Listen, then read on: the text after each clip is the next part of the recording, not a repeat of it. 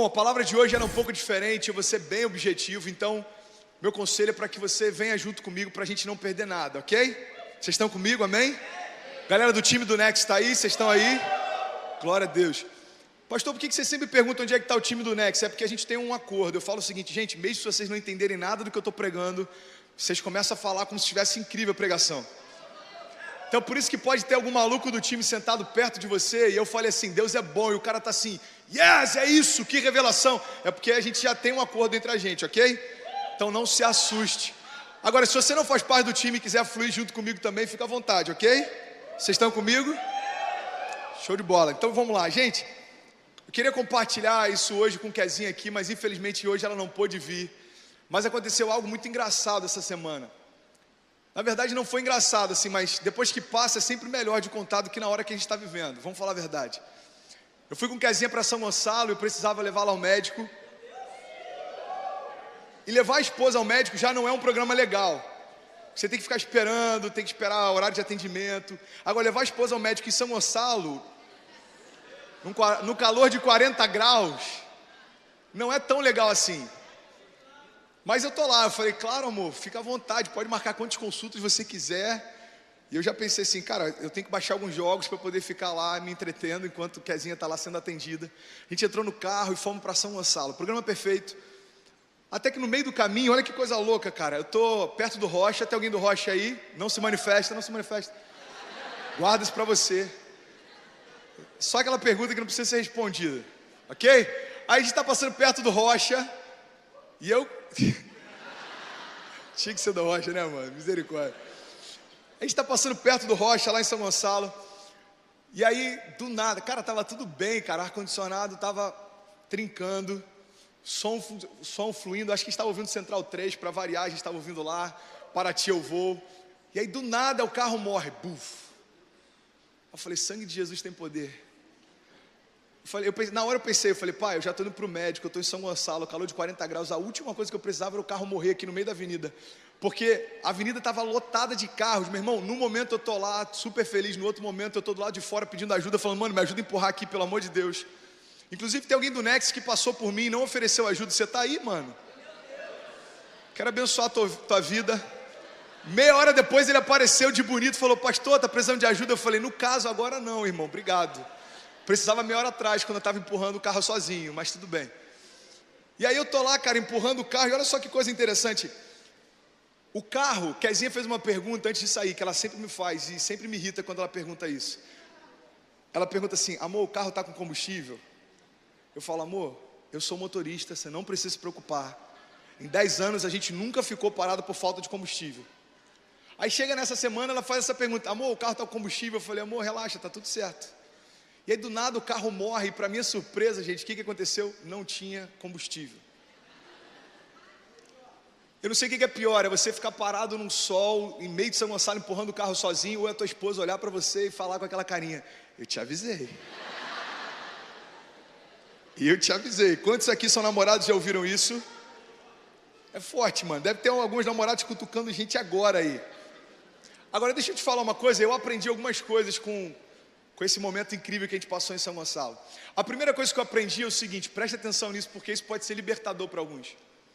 A primeira coisa que eu aprendi é que não importa o quão distante você quer ir, se você não tem o suficiente para chegar lá. Deixa eu repetir isso de novo e guarda isso no teu coração. Não importa o quão distante você deseja ir, se você não tem o suficiente para chegar até lá.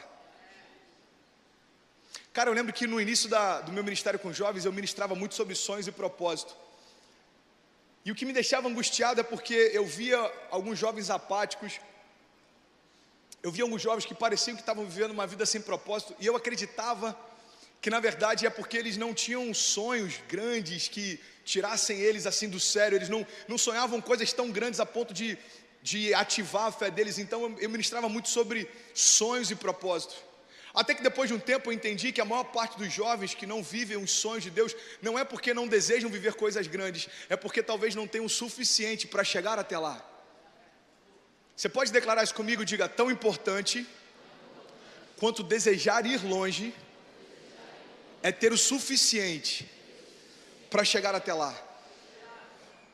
Sabe, o que aconteceu foi engraçado porque o medidor estava mostrando que estava com combustível. Só que o medidor estava quebrado. Então eu estava jurando que eu tinha o suficiente para chegar até lá, quando na verdade eu estava com o tanque vazio.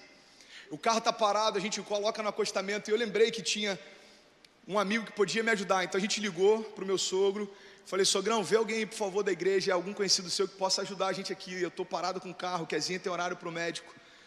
E aí daqui a pouco do nada chega essa pessoa para me ajudar.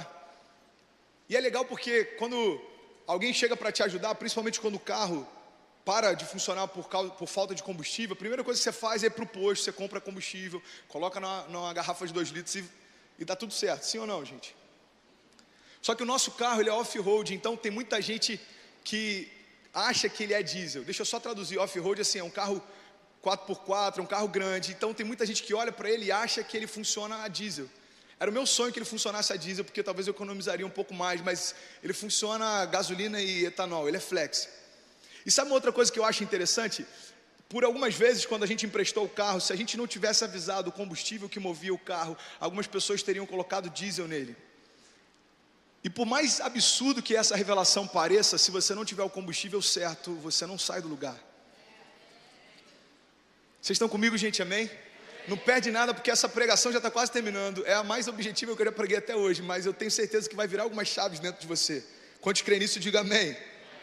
Sabe o que eu acho interessante? É que mesmo se eu tivesse completado o tanque, mesmo se aquele cara que chegou para me ajudar tivesse completado o tanque do meu carro, se ele não colocasse o combustível certo, nada aconteceria. Meu irmão, o que eu quero compartilhar com vocês é que não importa o quão cheio você está, se você não tiver o combustível certo, você não vai também a lugar algum. Porque a gente pode estar cheio de expectativas, mas se você não tiver o combustível certo, você não vai a lugar algum. Você pode estar cheio de sonhos dentro de você, mas se você não tiver o combustível certo, você não vai a lugar algum. Você pode estar cheio de projetos no papel, você pode estar cheio de projetos na gaveta, você pode ter planejado toda a tua história para daqui aos próximos 30 anos. Eu não sei se você já conheceu pessoas assim, mas eu já conheci pessoas que têm planejado, inclusive, quando vão engravidar, quando vão casar, quando vão construir uma casa. O problema é que algumas dessas pessoas esquecem de avisar para o outro o seu planejamento. Então, mano, tem 10 anos que está atrasado aqui para arranjar um namorado. A pessoa se planejou para namorar com 25, esqueceu de avisar para todo mundo que isso fazia parte do planejamento. Está com 32, nada aconteceu. Por quê? Porque não importa o quão cheio de sonhos você esteja, não importa o quão cheio de expectativas você esteja, não importa o quão cheio de projetos você esteja, se a gente não tiver o combustível certo, a gente não chega a lugar nenhum. Pastor, eu já entendi que não importa o quão longe eu quero ir, porque se eu não tiver combustível eu não chego lá. Eu já entendi também que não importa o quão cheio eu estiver, se eu não tiver o combustível certo eu também não vou a lugar nenhum. Agora, o que é o combustível certo para a gente viver os projetos de Deus? Qual é o combustível que nos leva a experimentar o centro da vontade de Deus? Qual é o combustível que nos faz vivenciar o cumprimento das promessas de Deus? Se chama motivação. É porque a palavra de Deus diz que mais importante do que aquilo que você faz é aquilo que te move a fazer o que você faz. Vocês estão comigo, gente? Amém? É por isso que o que te move é tão importante, sabe? Essa semana eu fiz um gabinete com um jovem e algo que ele falou me chamou a atenção. É um cara que eu tenho muito carinho, a gente sentou para conversar e ele estava angustiado porque ele está no momento da vida dele que ele precisa tomar algumas decisões que vão mudar toda a sua história. Então a gente sentou e ele falou: pastor, eu preciso de ajuda, cara, porque eu preciso tomar algumas dessas decisões e eu sei que elas vão mudar completamente o rumo da minha história. Eu falei: mano, fica à vontade, pode abrir o teu coração, o que está acontecendo? Ele começou a falar das decisões que ele tem para tomar, ele começou a falar do cenário que ele está vivendo hoje, ele começou a falar das decisões que ele tomou no passado, que levaram ele ao lugar onde ele está hoje. E sabe o que eu achei interessante? Na verdade, tudo que ele colocou na mesa em torno das decisões que ele precisa tomar são os medos que têm movido ele a decidir. Ele começou a falar: pastor, eu preciso decidir isso porque eu estou com medo de não viver o propósito de Deus. Eu preciso decidir isso porque eu estou com medo de tomar uma decisão errada e daqui a 10 anos me arrepender. Eu preciso decidir isso porque eu estou com medo. E depois que ele falou tudo que estava no coração dele, eu falei: mano, sabe por que eu estou preocupado com a tua decisão? É que aquilo que te move são os seus medos e não o propósito. Meu irmão, aquilo que te move determina os lugares onde você vai chegar. Na verdade, aquilo que te move determina inclusive se você vai chegar lá. Aquele jovem está cheio de preocupações, decisões importantes. Assim como cada um de nós, se eu fosse perguntar para cada um aqui, tem pessoas que têm que tomar decisões a respeito de namoro. Tem pessoas que têm que se definir em relação a trabalho, emprego, família. Porque cada um de nós, por mais que a gente seja jovem, se você for parar para ouvir histórias de quem está do lado, você não tem ideia da decisão que algumas pessoas aqui têm que tomar. Tem gente enfrentando coisas sérias todos os dias. A gente para ouvir os jovens e tem gente enfrentando temporadas que não são das mais favoráveis. Agora, a grande dificuldade, aquilo que vai determinar a tua história, não é só o que você precisa decidir hoje, mas é o que te move a tomar essa decisão. Meu irmão, deixa eu compartilhar uma coisa com você. Se você espera que os seus medos te direcionem para tomar decisões, tome cuidado. Porque a função do medo não é gerar movimento, é gerar paralisia. Vocês estão comigo, amém? Deixa eu repetir isso, cara. Guarda isso no teu coração. Se você espera que os seus medos te direcionem a tomar decisões, tome cuidado, porque a função do medo não é gerar movimento, mas é gerar paralisia. Sabe, eu passei por uma situação, eu compartilhei por alto com vocês aqui há 2 semanas atrás. Eu estava em Vegas no dia do atentado. Eu estava a menos de 2 quilômetros do atentado e quando aconteceu, as pessoas no restaurante que a gente estava começaram a receber vídeos do atentado. Então a gente começou a ver os vídeos e, cara, que louco, olha só, surreal. O cara está atirando em todo mundo, isso está acontecendo aqui do lado. E daqui a pouco uma pessoa na mesa ao lado recebe, e outra recebe. E começou a ficar um clima de tensão, começou a ficar um clima de pânico. Até que alguém entra correndo no restaurante onde a gente estava. A polícia vai atrás dele, todo mundo acha que é um suspeito. E foi absurdo porque os policiais invadiram o restaurante e começaram a falar: todo mundo deita no chão, todo mundo no chão. Depois levaram a gente para o subsolo. E quando levaram a gente para o subsolo, eu vi uma cena que me marcou. Eu vi uma senhora que ela estava completamente paralisada. Ela não conseguia se mexer.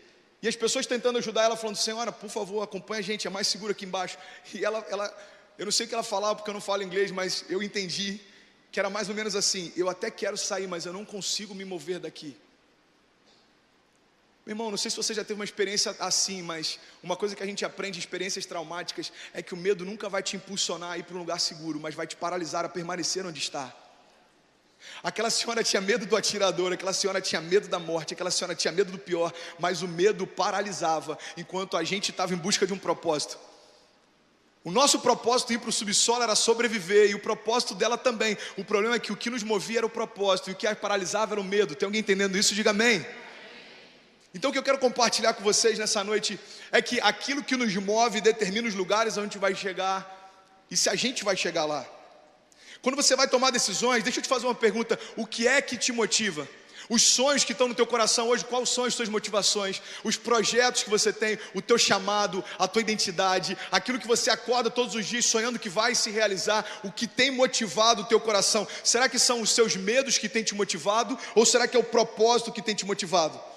Provérbios 4:23 diz: sobre todas as coisas que se deve guardar, guarda o teu coração, porque dele procedem as fontes de vida. Provérbios 4:23 na NVI diz: acima de tudo, guarda o teu coração, porque dele depende toda a tua vida. O que a palavra está dizendo é o seguinte: guarda o teu coração, porque é o teu coração que determina a tua motivação, e a tua motivação que determina o teu destino. É por isso que a forma como eu me movo é tão importante nos lugares onde eu vou chegar, porque aquilo que te move determina o teu destino. Tem alguém entendendo isso? Diga amém. Vocês estão recebendo essa palavra, gente? Amém? Você quer que eu compartilhe alguns exemplos? Eu vou dar alguns exemplos aqui de momentos da nossa vida em que a gente se move pelo medo e momentos da nossa vida em que a gente se move pelo propósito. Vou te dar um exemplo.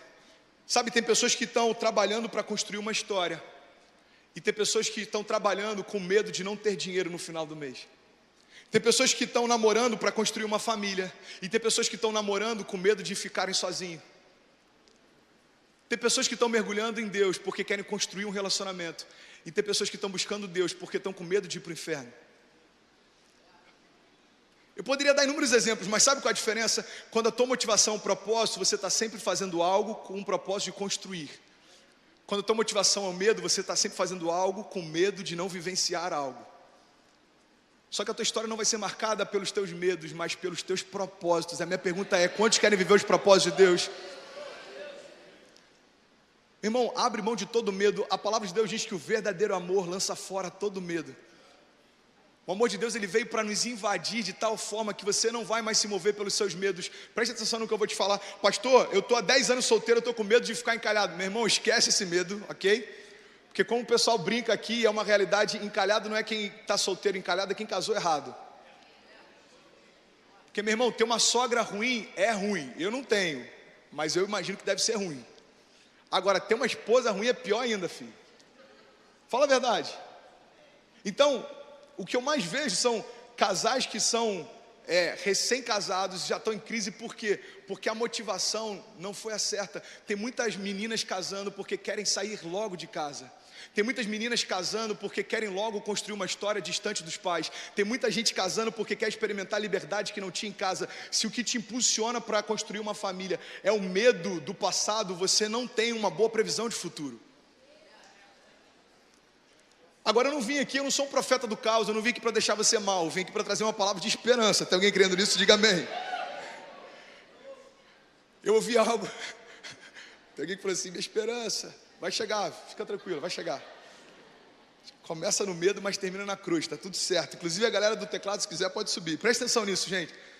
Eu estava algumas semanas atrás, lá na Mosaic, e uma das pregações do pastor Irwin, ele falou algo que eu achei incrível. Guarda isso para você, ele diz o seguinte: muitas vezes não sabemos o que fazer, porque não sabemos ao certo por que fazer. Se não mudarmos isso, levantaremos uma geração que sabe dizer o que está fazendo, mas não sabe ao certo por que está fazendo. Você pode aplaudir o Senhor por essa palavra? Inclusive o time, se quiser puxar as palmas, pode puxar também, que fica mais bonito. No vídeo não fica eu pedindo palma para puxar e tal. Não, na hora certa, mano, segura. Valeu, obrigado, carequinha, tamo junto. Gente, deixa eu repetir isso aqui, guarda isso no teu coração, preste atenção nisso. Se não mudarmos isso, nós vamos levantar uma geração que sabe dizer o que está fazendo, mas não sabe ao certo por que está fazendo. Sabe outra coisa que... Caicai, te amo, Caicai, tamo junto, Lelé.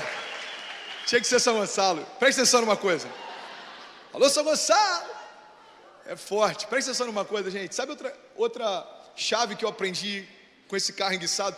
Tem gente que está falando assim, ó, depois que eu preguei há 2 semanas atrás, teve gente que falou assim: pastor, quanta coisa interessante que você viu na tua viagem. Você percebeu coisas na fronteira, você percebeu coisas em Las Vegas, você percebeu coisas na Califórnia. Eu fui tão edificado. Aí eu falei assim: então banca para eu viajar mais, meu filho. Você foi edificado? Me manda para outros lugares, me manda para a Etiópia, eu vou trazer mensagens reveladoras de lá. Me manda para missões, eu estou com saudade de estar no campo também, tendo experiências lá. Eu estava vendo hoje mais cedo um vídeo do projeto da Bolívia de alguns anos atrás, acho que 3 anos atrás, e que saudade que me deu de estar no campo. Agora, pastor, essa semana você vem falar de coisas que você percebeu através de um carro enguiçado. Sabe o que acontece, mano? Quando a gente está conectado com Deus, coisas simples se tornam grandes revelações. É porque a gente está sempre em busca de coisas complexas, quando na verdade Deus se revela através do simples. Tem muita gente reclamando: Deus não fala comigo. Não, mano, tem tanto ruído ao teu redor que você não consegue discernir a voz do teu pai.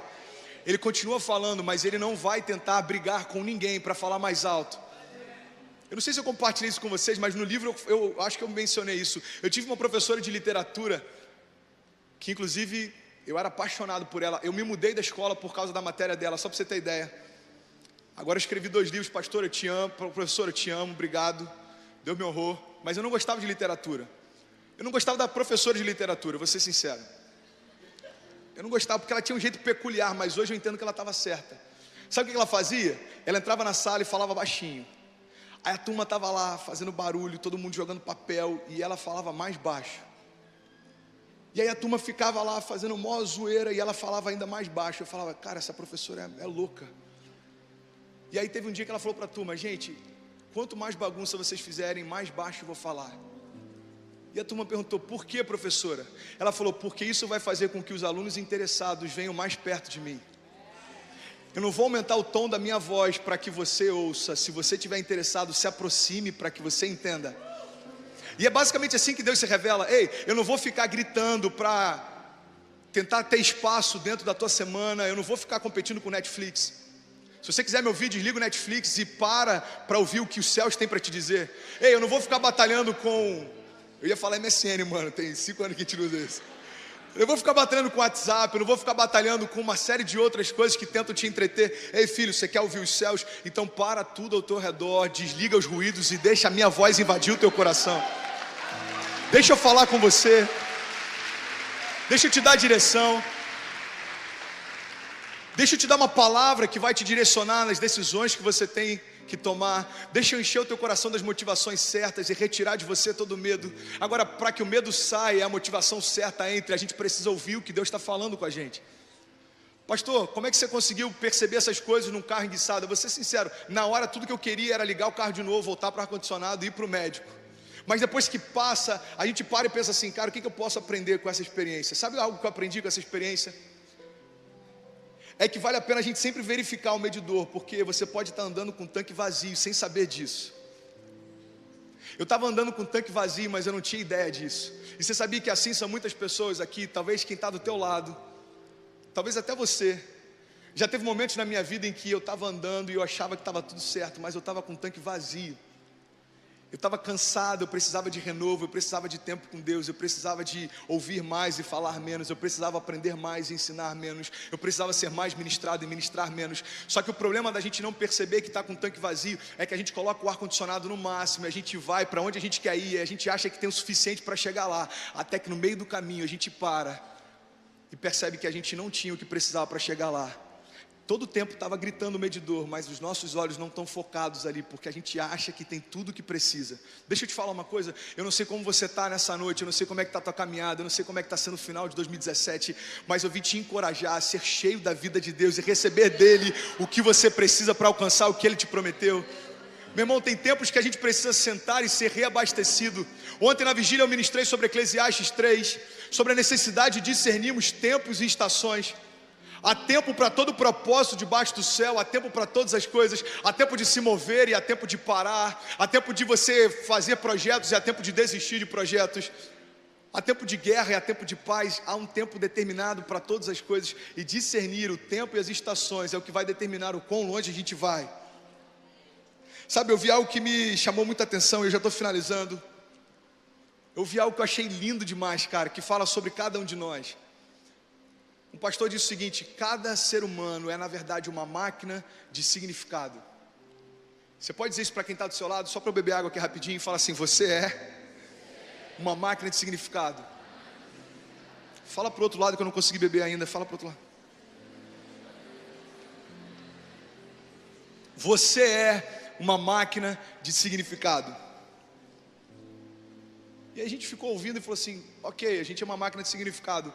Mas o que significa isso? Ele falou o seguinte: todo ser humano é uma máquina de significado, porque nós buscamos significado em todas as coisas. Você quer um exemplo disso?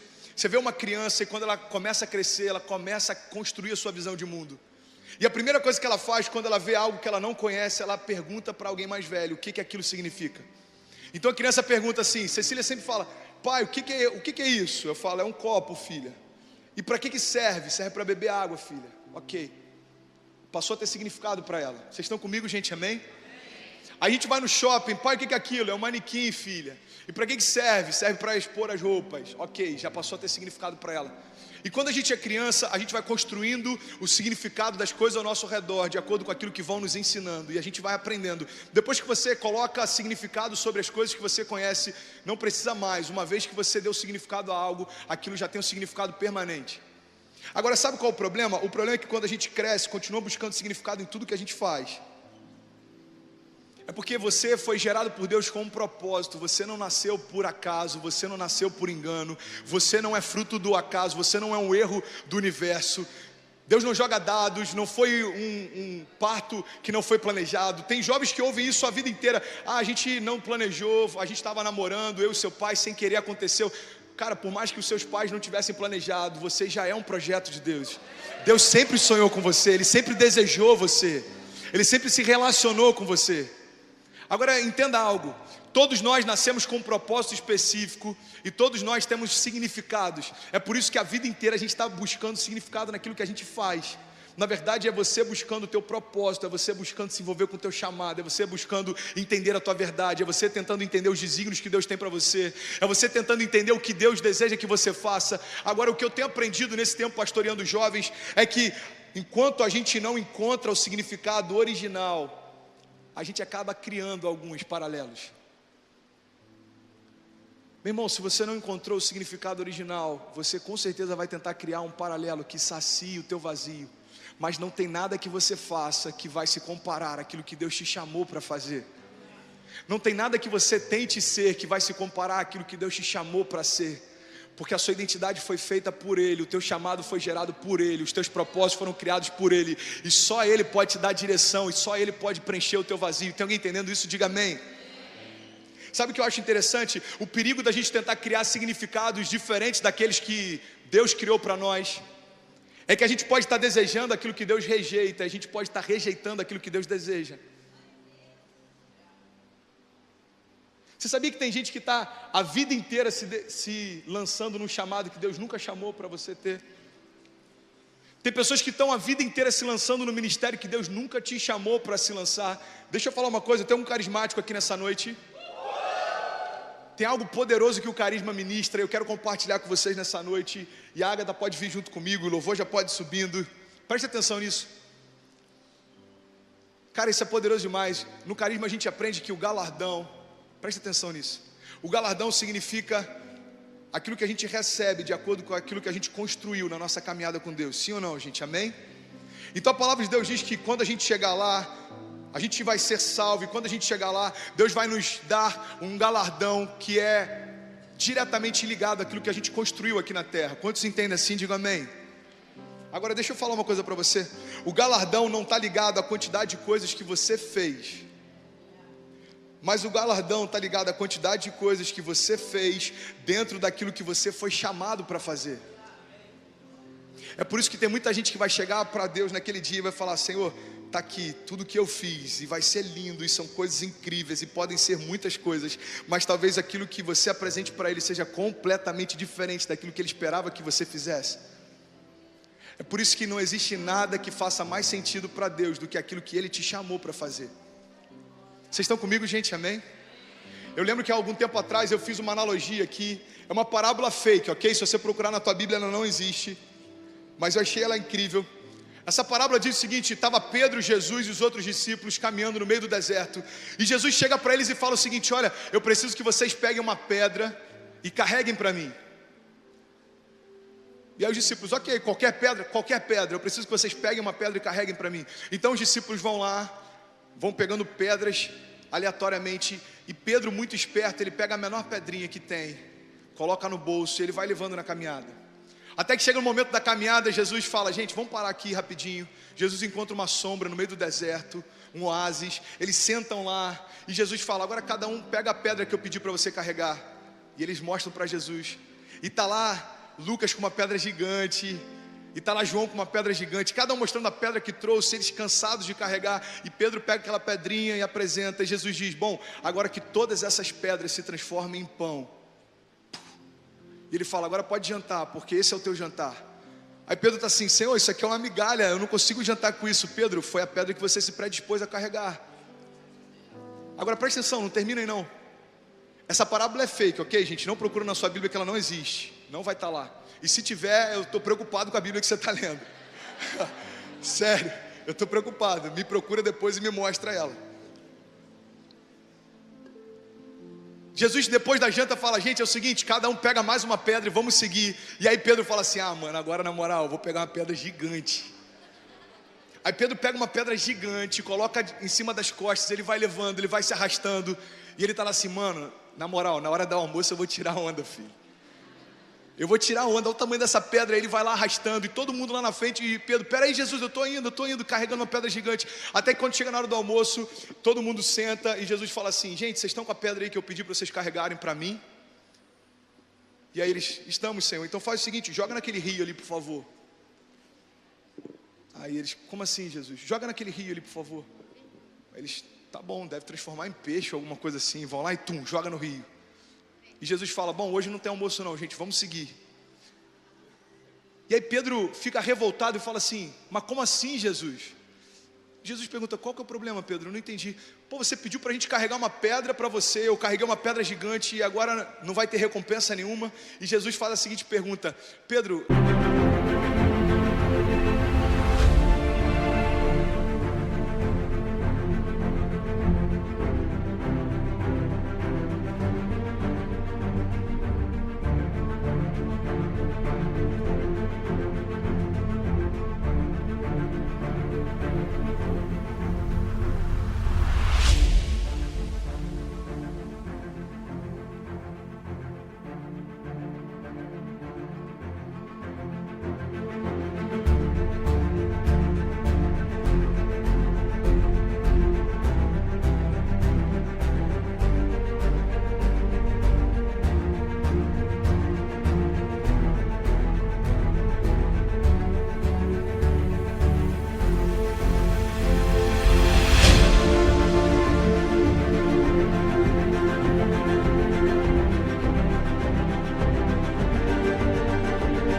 verdade eu que não entendi, você carregou para você ou você carregou para mim? Sabe o que significa cumprir os propósitos? Significa colocar a vontade dele acima da nossa. Viver os sonhos de Deus, os desígnios de Deus, o propósito de Deus, os chamados de Deus, não significa entrar no consenso com aquilo que você sonhou, com aquilo que ele sonhou e tentar chegar num ponto comum. Significa abrir mão da nossa vontade para viver a dele. É por isso que tem pessoas que estão abrindo mão de coisas que para os nossos olhos eram incríveis, mas cada um sabe o que Deus chamou para construir. Essa igreja foi construída 4 anos atrás porque um casal abriu mão de uma estrutura que aos olhos humanos estava tudo certo, mas vieram construir algo que aos olhos de Deus estava só começando. Você faz parte disso, amém? Sabe, o meu convite nessa noite, e eu quero finalizar, é que a gente possa se mover por propósito e não por medo. A gente possa se mover por propósito e não por conveniência. A gente possa se mover segundo aquilo que Deus nos chamou para fazer. Porque viver sem propósito, mano, é como a gente caminhar numa esteira. Sabe o que eu acho interessante? Eu acho que eu compartilhei isso com vocês um tempo atrás. Presta atenção nisso aqui. Caminhar com Deus sem propósito é como você caminhar numa esteira. O problema de caminhar numa esteira é que a esteira gera movimento sem direção. O problema de caminhar numa esteira é que a esteira gera movimento, mas não te leva a lugar nenhum. Então você pode estar cansado, achando que está ativo, quando na verdade você não saiu do lugar. Agora o que Deus tem para nós é o seguinte: ei, geração do avivamento, se coloque de pé e deixa eu invadir o teu coração. Deixa eu soprar sobre você os projetos e sonhos que eu tenho. Deixa eu te direcionar em lugares onde ninguém foi. Deixa eu levar você e toda a tua casa a lugares e a patamares que você nunca imaginou que poderia ir. Agora o que vai levar a gente até lá? Não é o medo, não é a dúvida, não é a incerteza, mas é a confiança que aquele que prometeu é fiel para cumprir. Aquele que começou a boa obra vai concluí-la. É a confiança de que a fé é crer nas coisas que não são como se já fossem.